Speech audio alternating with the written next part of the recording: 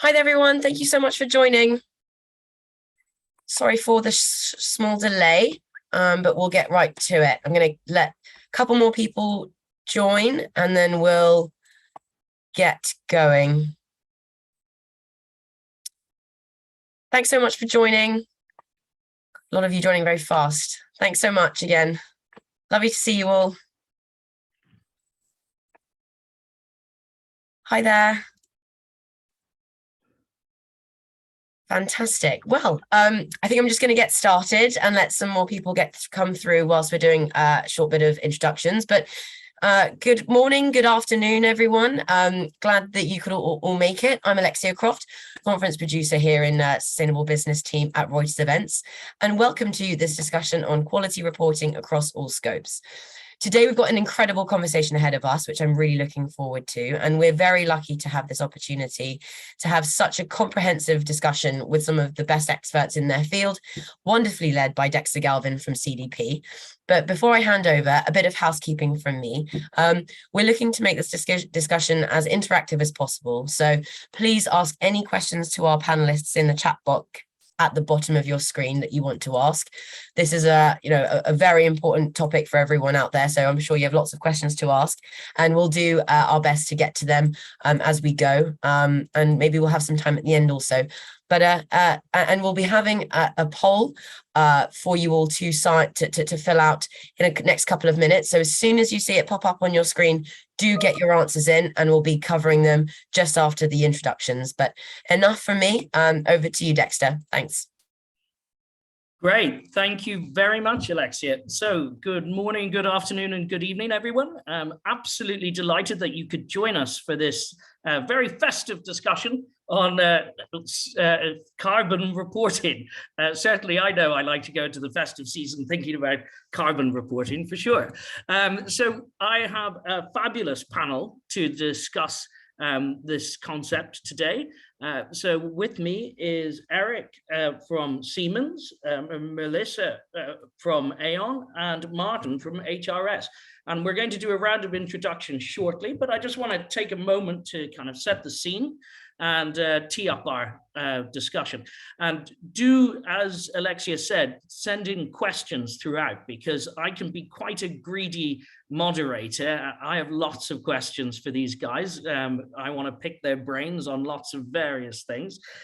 So do send through your questions, and I will give myself some discipline and go to your questions as well.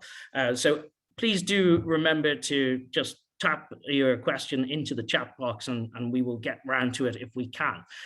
But it's wonderful to see so many of you. We're talking about quality reporting across all scopes. I have a tendency to focus in on scope 3 because at CDP, we're well aware that scope 3 is generally where the main impact is. So 11.4 times the average organization's emissions are actually in their supply chain. And we were very proud to launch our supply chain work back in 2008, getting large major corporations to engage their own supply chains to disclose through the CDP platform.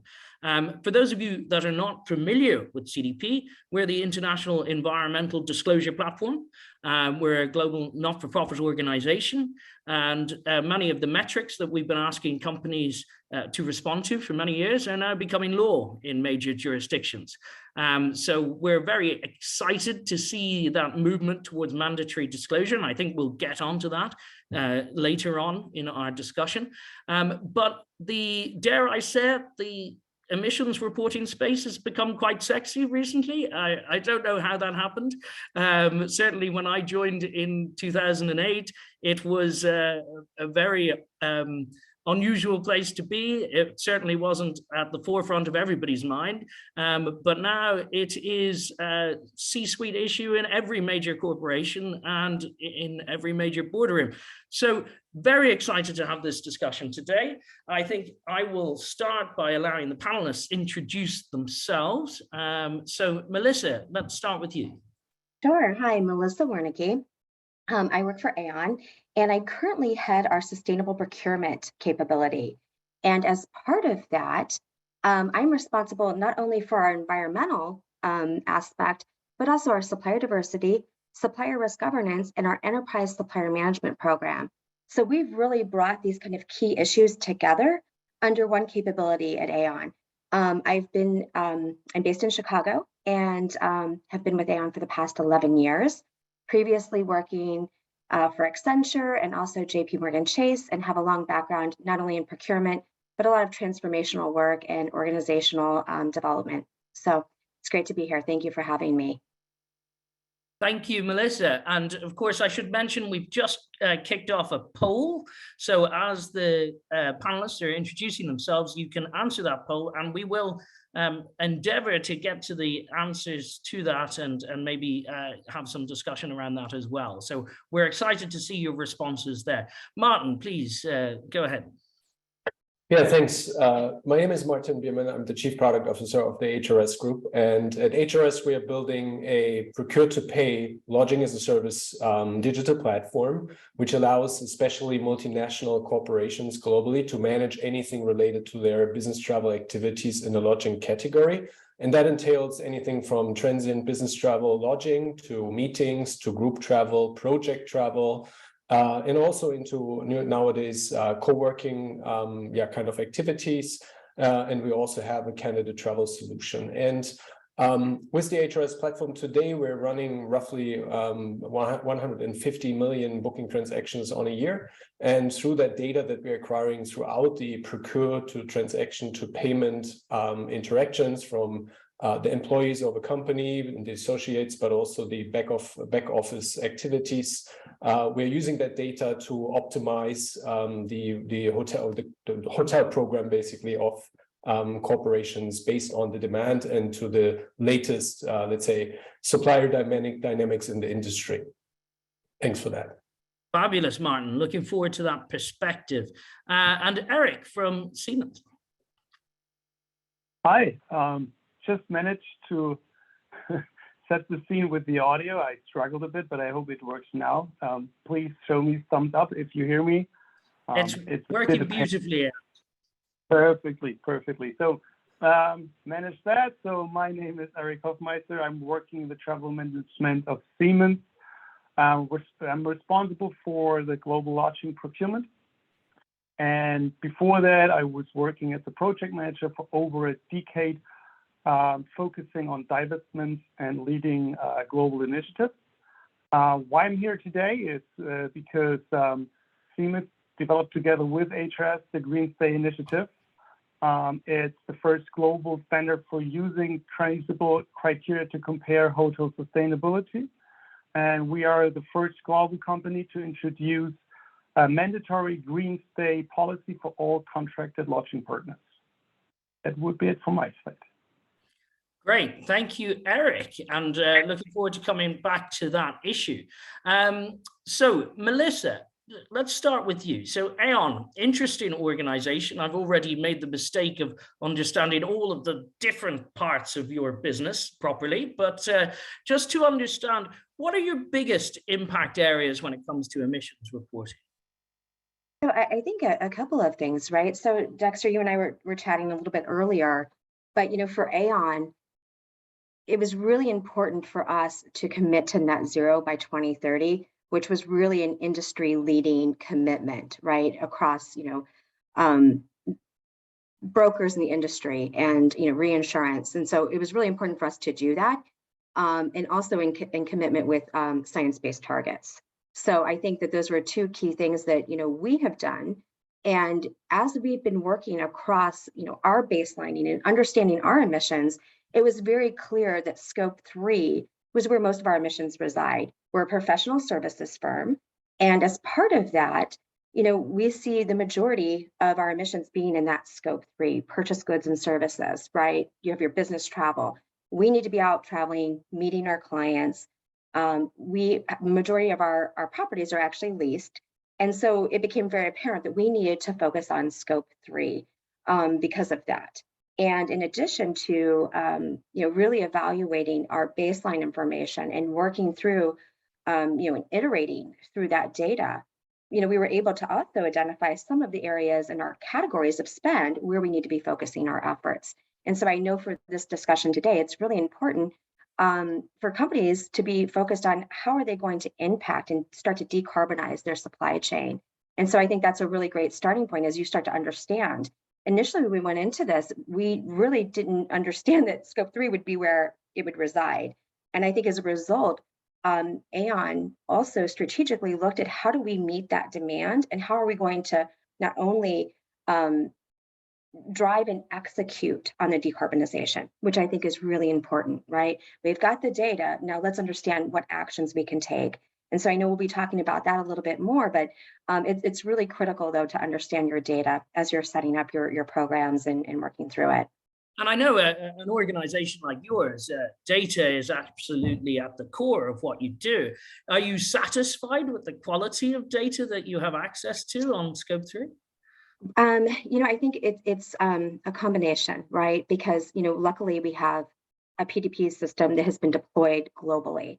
And so we had very strong spend data with our supply base on a global level. However, I think even at that level, we had to go through and evaluate, does it make sense, right? We had, millions of line items of spend data and information as we're looking through our baselining. So we had to look for anomalies in the data and ensure that we could validate that. And we came across things where we were seeing something be more of a hot spot that we didn't anticipate. So doing those deep dives and validating it, that's also where you need to work closely with your business stakeholders, between your procurement category managers, your real estate, counterparts, and ensuring that you have that expertise to look at the data as well. Because you can get, you can have great data, but you also have to have a level of validation as well. Yeah, it reminds me of the early years of CDP's work when we were trying to convince people that, this scope 3 issue is super important. You need to get a handle on it. And a lot of organizations, they'd been doing a lot of work with their scope 1 and 2, understanding the emissions associated with their facilities and their operations of the so-called normal business, so to speak, what was happening inside their own walls. And then when they did their hotspotting, they realized, oh, wow, there's huge opportunity here to work with suppliers to actually reduce emissions. And particularly organizations like yours who have actually realized a lot of the low-hanging fruits of energy efficiency and the changes in your own operations, to how do you then get your suppliers to make that change? And I think, Dexter, this is where, I would say that it's kind of a little bit of a mixed bag though, too, because our supply base data is great, but we're still having to work very closely with facilities and understanding that information, pulling it from landlords. And so it's a continual evolution on the data and, really putting in place strong processes in addition to that. And I guess luckily, I would say too, that many of our large suppliers are also clients and they are asking us to decarbonize. And so that mutual pressure on the system is exactly what we want to see. And we want to continue to drive that with our supply chain. Great. Thank you, Melissa. Now, as I move into Eric's work at Siemens, of course, Siemens we know as one of the big potential fixers of the problem, so to speak, with the products and services that you actually sell. So huge, what we often refer to as scope 4, that often unaccounted bit of emissions from the activities that you actually reduce emissions from. And so Siemens are obviously a big player in that space. But in order to achieve that type of impact, travel is hugely important. And I know we in the climate movement often get criticized for traveling to things, but it is a necessary part of fixing the problem. So Eric, tell me a little bit about Siemens' approach to managing emissions more broadly, and then maybe a little bit about the initiatives that you've been kicking off in the travel space. Certainly. Thanks, Dexter. So by coincidence, yesterday, Siemens published the sustainability report for 2022. Everyone who maybe looked at it, there was the one number that stands out. It's 50 million tons. That's the amount of carbon emissions our customers will avoid by using the technology they bought from us last year. It's 13 times more than the emissions from our own operations and supply chain. Similar as what Melissa just pointed out, at Siemens, our goal is also to become carbon neutral by 2030, but we don't stop there. Compared to our baseline 2019, we've already reduced our carbon emissions by 46%. And now we accelerate the physical reduction, so not offsetting the physical reduction of our own emissions. We have the target now by 55% by the end of fiscal year 2025. It sounds that there is still a way to go until 2025, but it's not that long ago. It's not that far away. So this is scope 1 and 2, but for scope 3, I'm not aware we have yet target setting published. However, my expectation for travel management is that we will not deviate from this target.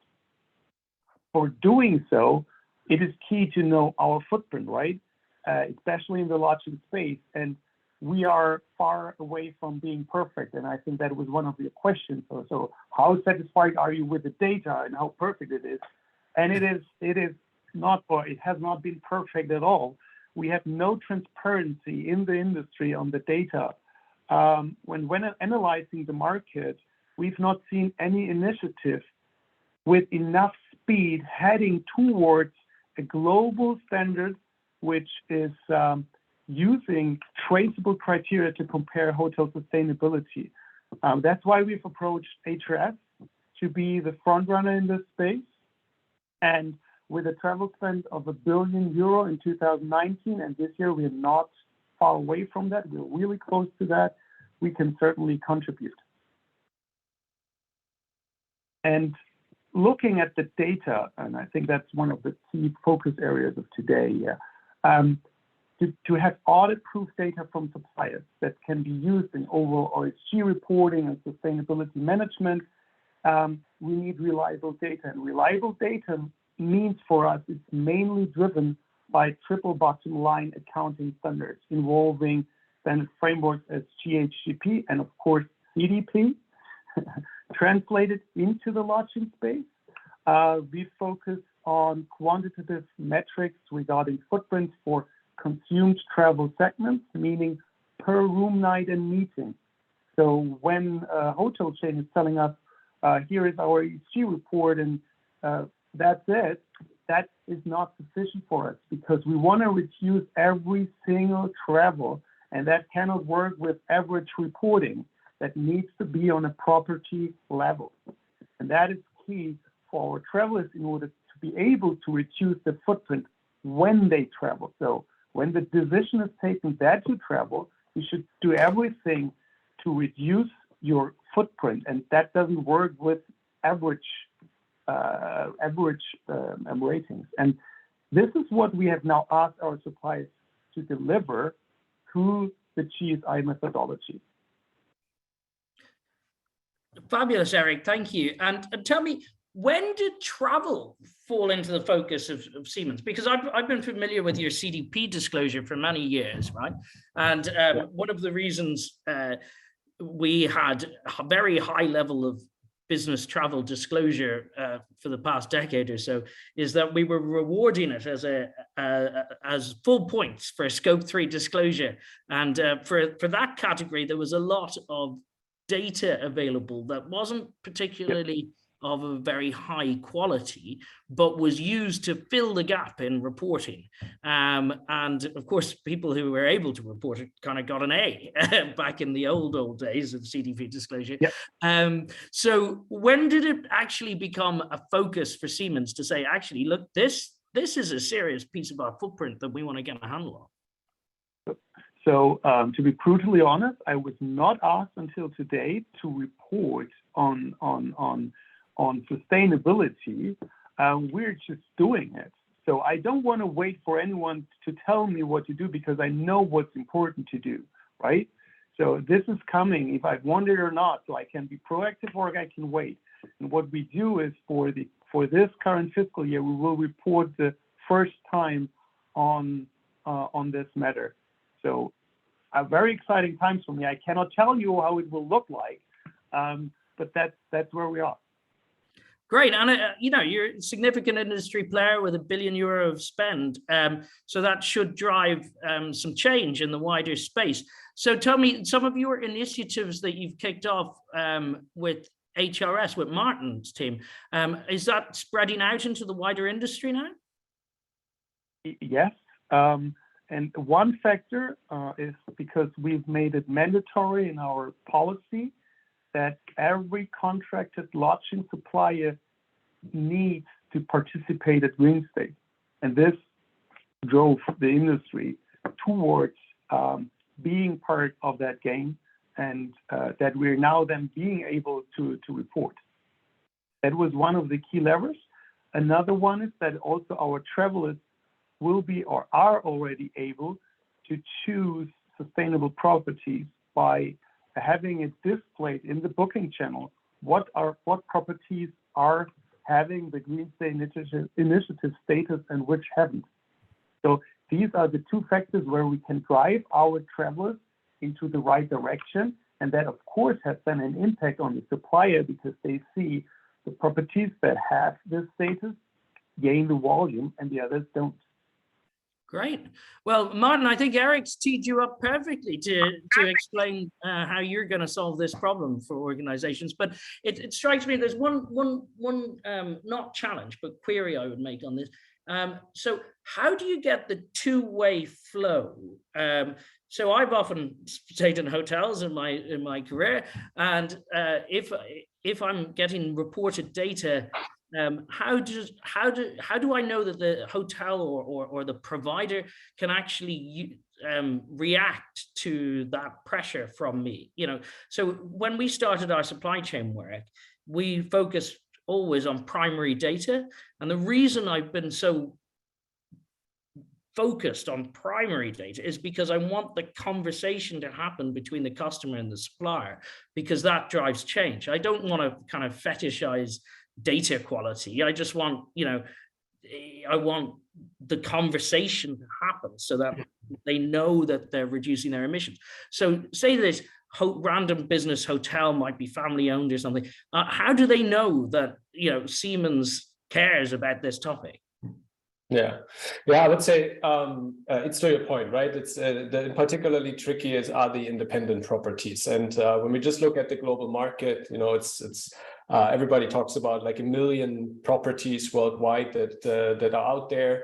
What we see in HRS, and we work with 40% of Fortune 500 companies, roughly 10% are really relevant for corporate business travel. So we're talking about 100,000, yet still manage 100,000 properties to basically reduce their carbon emissions. That's not as easy, and I don't have enough people to have always somebody laying under your bed and measuring your carbon footprint in your room. So we have to find alternative measures, and that is basically it's exactly through basically the programs of our customers, where it's usually covering 50% of that market easily, sometimes more, based on the preferred properties and the high volume producers in the bespoke companies program. And because of all of the companies we see globally and their overlapping programs, we basically cover 60-70% of these 100,000 properties that are truly relevant. And then we have basically built certain communication lines around the annual RFPs, where now the hotels are provided additional digital access to our audit platform. There's an e-learning platform now coming out where we basically train them and educate them on what they can do given their current performance in the local market benchmark in order to reduce further. But that is far from easy also, because the local circumstances or the local environment of the hotel has a massive impact on the hotel's emissions. If you're a hotel in France, you're mostly backed by nuclear energy, which is nowadays considered sustainable energy, and your carbon footprint might converge to zero.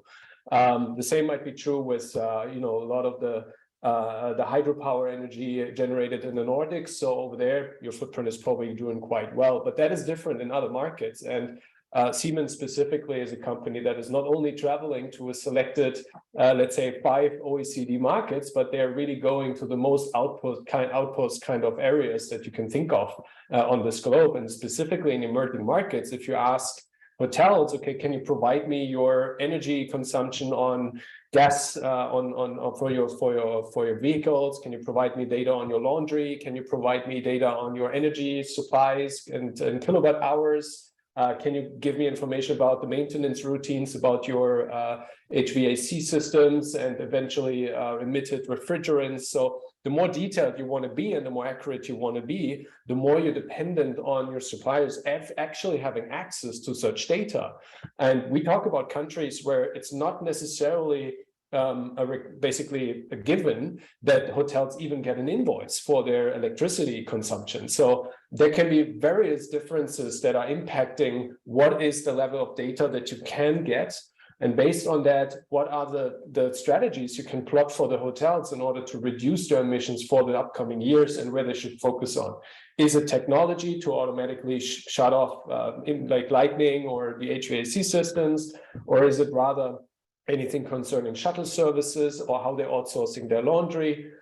There's so many different aspects when it comes to emissions only. But what we built with the Green Stay Initiative goes way further, because we also assess qualitative indicators with implementation grades. Depending on the level of assessment from basic to professional, these can be up to 80 indicators.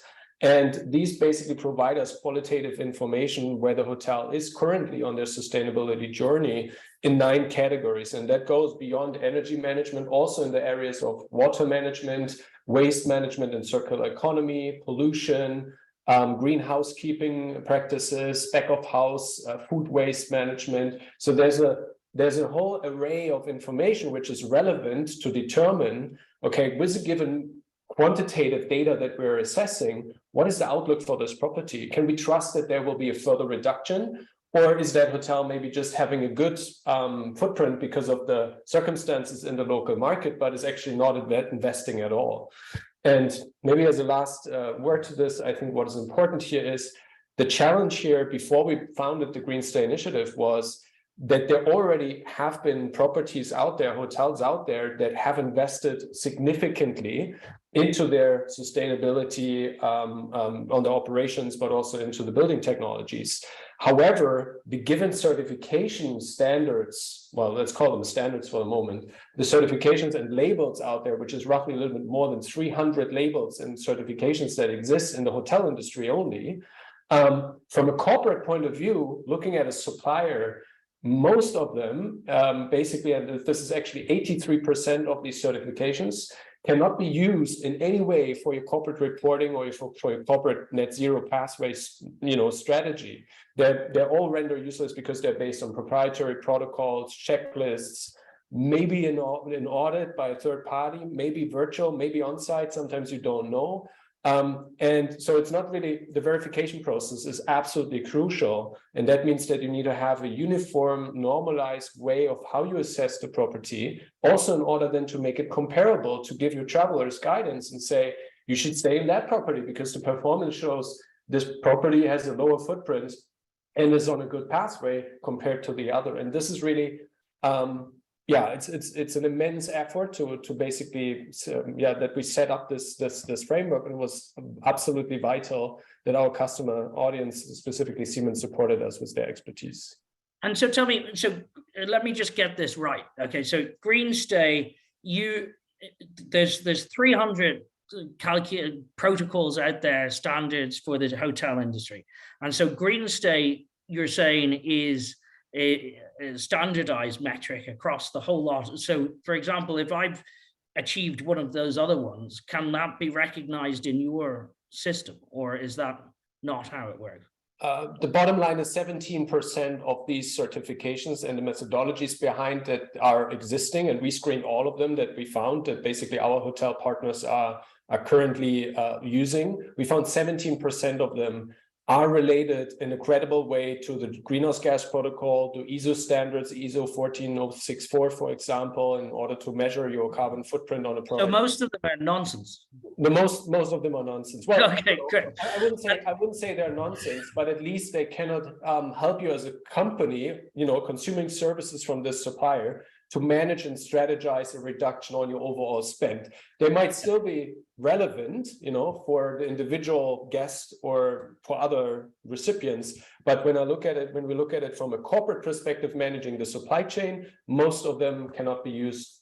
Well, I think actually the time has come in the reporting space in particular to be quite ruthless about the kind of constant development of different standards that are somewhat greenwashy. And I think the public's patience with new different ways of looking at things is running out. So standardization, harmonization, very important. And I think it's valid to say, actually, look, let's focus in on these on the 17% where there's actually useful data rather than busying ourselves with the rest.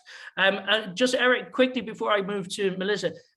So how do you use GreenStay? Do you say I want a certain proportion of my spend to be GreenStay tick, or how does that work in practice? Our ambition is to have 100% GreenStay of our contracted partners. There might be destinations where we just not have the coverage yet. There might be. We have an ongoing RFP, so I don't know the result yet because it's ongoing. But at least in my market, I really, really strive hard to get to these 100%. That is one way of doing it. And for our travelers, as I said, they have the choice because they see in the system the different possibilities. Right now, we have no rule out there which is telling you have to book a GreenStay property. But maybe we don't have to because another idea is, to come up with a price tag for carbon emissions. Exactly. And that also will drive our travelers into the right direction.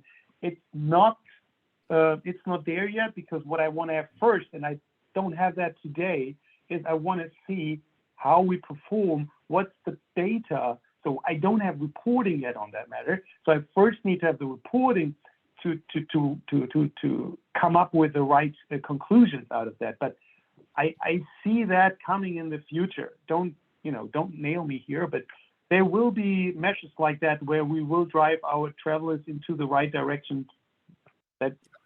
And I've seen the internal price and carbon work really well in this way, right? So people using that internal price and carbon to say to the sales guys, you've been traveling all over the place a bit more than usual.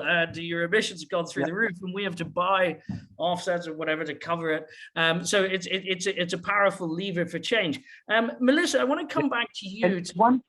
Sorry, go ahead. One thing, maybe, to close that topic. We're now focusing on the carbon topic, but for me, it's important that we look at all 17 sustainable development goals by the UN. We start, of course, with the carbon topic, but that's not the end of it. We really need to focus through the next coming years to look at all 17 goals because they are measurable. Maybe the one is harder than the other, that is true, but we will not stop here. And maybe that's also something for you, Melissa, to elaborate on. Right? I completely agree. We're in the middle of the Biodiversity Summit in Montreal, and all of these things are interlinked. And I think one of the things that we've all become more and more aware of is the essential symbiosis of all these topics across environmental issues. But Melissa, I just want to come to you on because you've got a broader view than travel alone, and I just want to get a sense of how you guys are managing your carbon footprint in your supply chain in particular, and what Aon how you're gathering that data, what you're doing with the information, and how you're driving change. So Dexter, I think great question. I think that's what's top of mind for most organizations. Trying to ensure that they're getting accurate data first and foremost, right? And so, establishing your baseline is critical across scopes 1, 2, and 3. And then as we've been focused on scope 3, because that's over 90% of our emissions, we have been, working with the CDP. We have a membership, right? to support our supplier engagement activity. I think that's been a critical piece that's been very helpful. But we've also been looking at, how do we look not only by our categories, our significant categories of emission, and then also specific supplier engagement strategies. And one of the things that we have done, and this is really kind of a lessons learned, because we were getting inundated from our clients asking for sustainability reporting one week. The next week, we would receive something around supplier diversity. And then, receiving all of these different inquiries, RFPs, and questionnaires that we're trying to continually respond to. So from our perspective, our approach has been to bring together an enterprise supplier management program focused on those core ESG elements that we can drive real change and influence with our key suppliers. And so that's been one mechanism to be a little bit more strategic. And I did see one of the questions around, how are you managing all of this data, right? And so, we have our team deployed working across these areas, hand in hand with our business stakeholders and our category management procurement folks, and then my team as well. So it has been a lot of coordination. I'm not going to say it's been perfect. It's an ongoing kind of, process, if you will. But that it has been one way that we're trying to more strategically engage with our supply chain, working with our clients' needs as well, but doing it in a way that we are not overburdening our suppliers, because we have to have some recognition that this is not, kind of their full-time role to respond to our questionnaires. So we do want to be strategic. Now, the other aspect of this has been too, because we are having to manage so much data and information. We have been working with our data and analytics team and really developing our own automated tool to bring in and ingest all of this data and be able to give us insights. And so that's also something we're working with our clients on as well, to support a lot of our ESG advisory work. So I think we've had the benefit of having a very strong data and analytics team at Accenture that we can leverage, coupled with bringing together that expertise. So those are some of the things that we're doing today as part of our efforts to really go after and decarbonize our supply chain. Yeah, I love how the focus, Melissa, is very much on how you can actually use the data. It's not just the process of collecting it, right? But it's actually making use of that information that's collected. And also what I pulled out of that is the absolute importance of harmonization and standardization in the market. Because I remember actually before I joined CDP in 2008, I was a bit of a poacher turned gamekeeper. And I used to charter aircraft at the behest of automotive and aerospace companies. And I'd get these requests from companies to fill in the questionnaires, and most of them would go straight in the bin, right? Because it wasn't, it just wasn't, for an organization of the size that we were, it just wasn't a focus for us. Right. And I think, to that point too, Dexter, I think it's about materiality, right? Focusing on your biggest areas of opportunity and impact is really important. Because we could spend years trying to go after some of those smaller companies, of which I think too it's too much of a burden to put on your very small suppliers, and you certainly want to work with local providers many times as well. So let's start with your largest, most impactful emissions, right? Emitters, right, for your supply chain. Start there, and really be very strategic as you're working with your supply chain. And then kind of taking that same approach. We work closely with our travel group. And I like what Martin and Eric are talking about as far as innovation, because we also have to push innovation. We have to travel as a professional services firm, but how can we make a real impact to decarbonize in a real meaningful way? And I think that is, one of the things that we've been looking at and have, partnered, with Shell and GBT, right, in looking at sustainable airline fuel. Things that we feel that are going to be, we want to be a first mover in doing some of these things. And so, I think it's a combination of being very strategic around your supplier engagement, leveraging, data, but also continuing to innovate. Yeah, I think that's really interesting, because what you pointed out is one of those areas where a major buyer, a major corporate player like Aon can really play a significant role in, say, for example, SAF. So sustainable aviation fuel, there simply isn't enough of it out in the world. I mean, and that's just a fact. And so if we were to all transition to sustainable aviation fuel, we'd use it up in a day or two. You know, it's not realistic as it stands. But organizations can make that first mover, take that leadership position, really push it forward. And that's what we need to see more of. Absolutely. And I think that that's that pressure, you know, driving that demand and continuing to really work, you know, with our suppliers to innovate. They're bringing us ideas every day as well. And how do we kind of start to put sustainability and some of these ESG factors and criteria at the forefront of how we're working with these suppliers as well will help influence and drive change as well. And so Martin and Eric, to both of you, I guess, on this one, this two-way flow of information, right?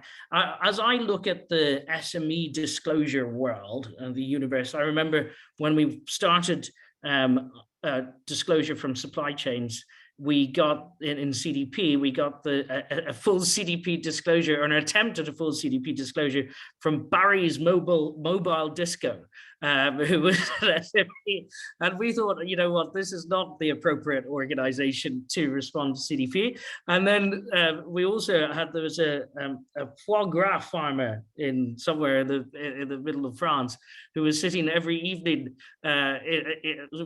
with his wife filling out the CDP questionnaire. So it was clear to us at that point we needed to develop an SME questionnaire, but then we developed an SME approach, and then it grew arms and a head and legs and started getting bigger and bigger and bigger and quite impractical.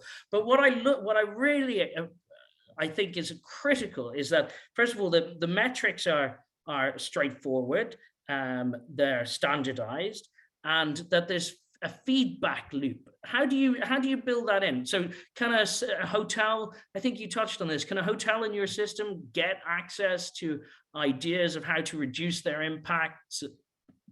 Yeah, absolutely. So I forgot to mention this before. So basically, the Green Stay Initiative platform is an open source platform. It's available to all hotels globally, and that's important these days after the pandemic in this industry, it's free of charge. So that, first of all, generates a lot of interest, because with these companies and the big heavyweights we have on the platform from a corporate demand perspective, hotels are very much intrigued by providing their data, seeing also how they're performing against the local benchmark and into these programs, and what they can basically do to further improve their ranking in the corporate program.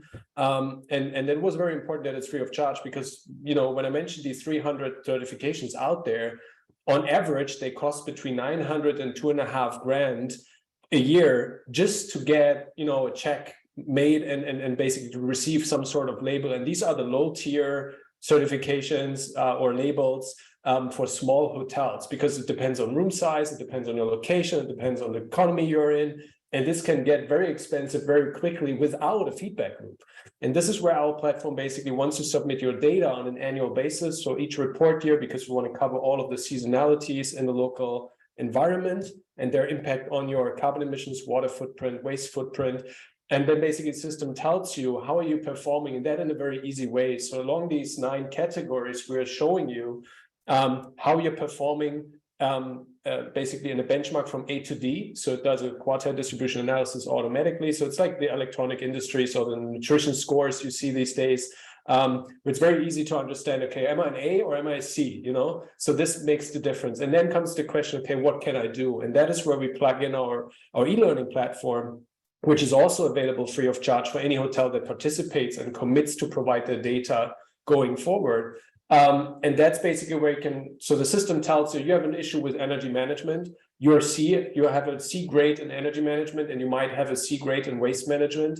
Maybe your pollution and green housekeeping is maybe an A, so that's good. And based on that, there's webinars and a series of content basically provided, where we have educational content on what are the measurement practices, what should be the first approaches, to understand where are your gaps, and then basically how can you manage them. Also on our platform, we have partners like Siemens, like Eni, to mention a few, who are basically providing their technology and their services and their green energy back to the hotel industry. So Siemens, for example, has smart building technology services that they're providing also to the hotel industry. So this is where we can basically close that link or close that circle and say, okay, you hotel in Germany, you have an issue with your HVAC system. You should maybe upgrade your technology there, because that seems to have the highest impact from leaking refrigerants into your carbon footprint. So here's a partner that can provide you services for that. And this is basically where we try not only to look at it, report on it, but also have reduction strategies that are affordable and meaningful and impactful for the hotels in order to then again improve their ranking in the corporate programs. I'm sure Siemens have a few solutions that they can offer to the hotels to reduce their impact. Eric, tell me, have any of your colleagues internally said, have they noticed this shift? Have they noticed the change from the hotels? I'm just curious, has anybody reached out and said, you know, this is a good initiative, we're excited about how this is going, I feel better about my own travel footprint, that sort of thing? So I think we have two perspectives here. One is from the management side. After we have done a press release on that topic, the feedback was tremendous. Also via LinkedIn, not only within Siemens, but also with other corporates who reached out and asked questions, what can we do in this space? So I think this is the one piece. The other piece is having our travelers making the right decisions.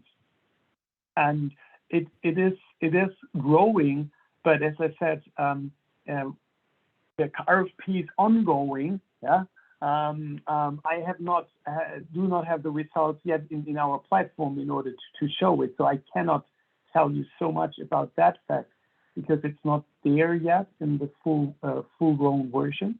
But what we see, and maybe that also answers the question, is that more and more the different businesses within Siemens, so we are not only producing trains or energy management systems for hotels and stuff like that, we're also doing health and care stuff.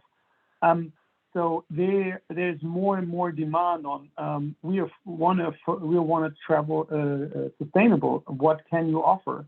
And the feedback also there is tremendous that it is coming in January, that they see the results in the system. That is what they're very much looking forward to. Fabulous. So you're getting the proactive requests from colleagues saying, what are we doing to solve this problem? And you've got a solution in the pipeline. Fabulous. Okay, and Melissa, I have a question in the chat that I'd just like to quickly address, which is around landlords. What are you doing with the landlords that you rent from, and looking at not just carbon emissions, but water and waste as well? The usage, yeah. I think that was a great question, and I think it's not been easy collecting that data, right? And working closely with our real estate leaders, along with our facility management leads at those locations, to really try to collect that information. Again, I think it's been an ongoing process. So I won't sugarcoat and say it's been perfect, right? That's certainly not the case. We do have to work hand in hand with our facility managers, and it's a matter of sometimes putting those requests out. We're working through how do we deploy different processes as well in that data collection process. So working kind of hand in hand with them on that. And it's been tough, right? Trying to get that data, especially when you look at the spectrum of different locations, right? We have the very large office locations, and then you have your small, offices as well, globally, that we're working across. And again, I think it also goes back to materiality too. Let's focus on the large ones. Let's get those right, get the data we need, and work our way through. I would also say, as you start to look at, your lease renewals, starting to build in this criteria and work with your real estate group to ensure that you have, that in your leases, that you're going to be requesting that data, that you need to have, reporting, and also having the criteria around ensuring that you do have those more sustainable locations, right? You have to kind of start to turn over some of that real estate space as much as you can. And So, do you think your landlords have a clear message that you guys as a client care about this topic? I think so, because our real estate team has actually historically been fantastic in really kind of setting those standards. And that's been top of mind for them for quite some time. Prior to us making the net zero commitment, they were looking at these, these aspects a long time ago, which is great. That does help set the stage then for us being in a better position now. Fabulous. So this is one of the unusual sectors in the world where everybody is super excited about regulation. And so I think it's because we've had this that Martin mentioned, the 300 different standards for one thing.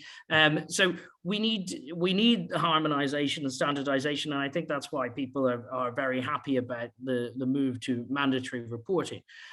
Melissa, would you say you welcome mandatory reporting, and how does Aon feel about reporting this data in different jurisdictions? Well, I think you hit on an important aspect here, because going back to my banking days, right, when all of the data security and information security assessments and questionnaires were coming at us, this feels very reminiscent of that, right, where we are getting those questions. So to standardize is really critical, because then we can be much more accurate and transparent in our reporting, and ensuring that we're giving our clients and and that our reporting is going to be I guess more just validated and accurate overall. So I do think that it's welcomed, and it's also helpful to know exactly what we need to be doing versus continually questioning and trying to figure things out, because it has been evolving so much over the past few years. So I think it's going to be a welcome change. Yeah, at CDP, I think we've always tried to help people see around the corner. So we're, a lot of the metrics that we were asking companies for years became then the TCFD, and then that became law in most jurisdictions. So you have this constant evolution, and hopefully we can do what we did on carbon to other environmental metrics and constantly help organizations see what's coming around the corner. So I think that's useful. And I think one of the key things is this standardization, harmonization piece, because I remember when I was starting in the supply chain program, I had a different view of reporting to a lot of my colleagues on the capital markets, investor-led disclosure side, who are dealing with the big listed companies. For me, from the very early on, I was like, we need to ensure that everybody's aligning to us so that we don't have different suppliers receiving, hundreds of different requests for essentially the same information. And I think actually one of the missing heroes in the whole reporting space at the moment is the amazing work that the GHG protocol did at the very beginning to bring these standards to the front, which have now become law in so many different places. And often the WRI and WBCSD just deserve so much credit for driving that. I remember being on the Scope 3 protocol webinars. Now, they weren't the most exciting, but they were very important. I think we could come to Martin and Eric on this topic as well, because I'm sure you guys have a view. Yeah, absolutely. So Dexter, I think it's a very interesting question, and we keep, about if we should welcome mandatory reporting, and this is basically to the point, right? We built a platform in order to make it easy for hotels to submit once and then distribute everywhere their data, so they don't have to fill in from every customer every year, like dozens and dozens of the same questions in different formulations or different lingo. But the ultimate effect we try to educate the suppliers in the market on is to say, don't perceive it as a burden to report and quantify your metrics based on the data you have to gather for this. But understand it specifically in these days in the hospitality industry, after we came out of the pandemic and hit straight into an energy crisis over here in Europe specifically, when you reduce your carbon footprint or when you optimize your environmental footprint, that always comes along with basically resource efficiency. And that means for a high operational cost activity like a hotel operation means you can significantly reduce your cost and focus that cost in the war for talent, for better staff in the hotel industry that you so desperately need today in order to provide the appropriate guest services. So it's not only about, oh, there's another report and there's another information I need to give, but that information, gathering it for yourself as a supplier, can be vital to sustain your position in the market after all. And this is, I think, was very often forgotten. Yeah. Yeah, I think it's that concept of teaching somebody how to fish. It's like, I saw, we saw, the old adage, to measure is to manage. Well, actually, I heard recently, to measure is to what get measured gets financed. So there's a whole variety of reasons why it's valuable to do that. Eric, you wanted to jump in on this. Oh, we've lost your audio. We can't hear you, Eric.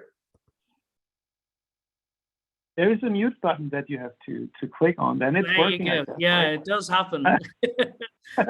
So, most of the things already have said, but to give you an insight out of a bigger company, we have more than 60,000 suppliers, and to work with different standards is quite difficult for us and complex.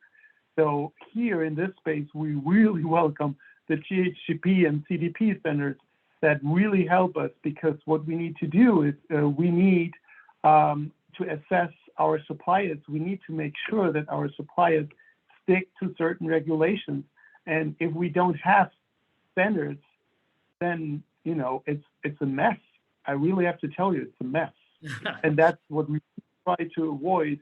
That's why we're desperately looking for standards. And if we don't find something, then we try to drive the market with, as in this example with HRS, to have a standard.